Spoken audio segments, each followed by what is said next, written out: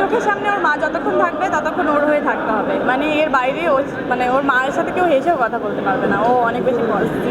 নিজের নামটাও কি যেন বলেছে, আমি একটু মনে করছি। হ্যাঁ, ও আমি জিজ্ঞেস করছিলাম মা দিবসে, বাবা তোমার নামটা বলো তো, ক্যামেরা ধরে জিজ্ঞেস করছিলাম। তো বলে এর হয় খুব খুব খুবই, এবার যখন ক্যামেরা ধরি ওর খুব একটা অ্যাটিটিউড হয় কেমন জানি না এটা।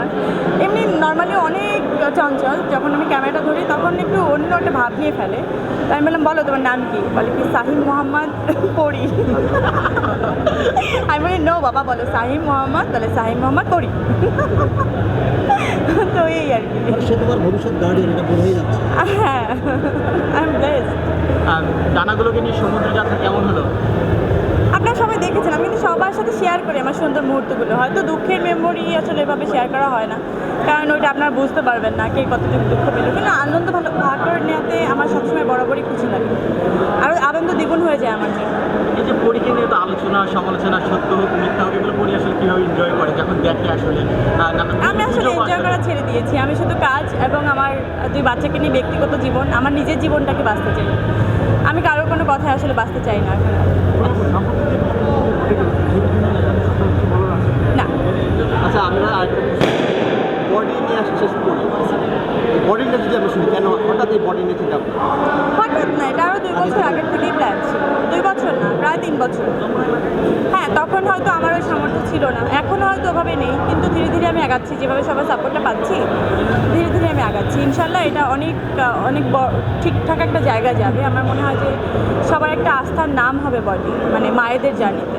হ্যাঁ, বডি নিয়ে যেটা এগোচ্ছেন, ইতিমধ্যে আমরা সোশ্যাল মিডিয়াতে দেখেছি খুব ভালো সাড়া পাচ্ছে, পজিটিভলি আসলে পরী এই জায়গাটা অন্তত সবাই খুব সাদরে গ্রহণ করছে, এবং মানে মায়েদের ক্ষেত্রে বিশেষ করে এটা কেমন লাগছে আসলে এই বিষয়টা নিয়ে বিশেষ করে? দেখেন, এত আনন্দ যখন আপনি নিজে একটা ড্রিম আপনি চিন্তা করেন, এবং যখন আপনার ওই জিনিসটা পূরণ হয়, ওই ফিলিংটা না আপনি আসলে নিজেই জানেন, অন্য কাউকে আপনি বোঝাতে পারবেন না আসলে।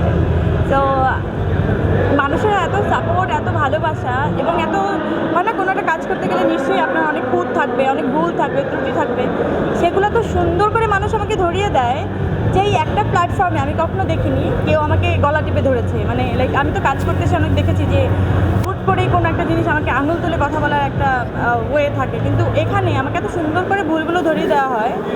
তো আমি নিশ্চয়ই তাদের প্রতি সারা জীবন কৃতজ্ঞ থাকবো।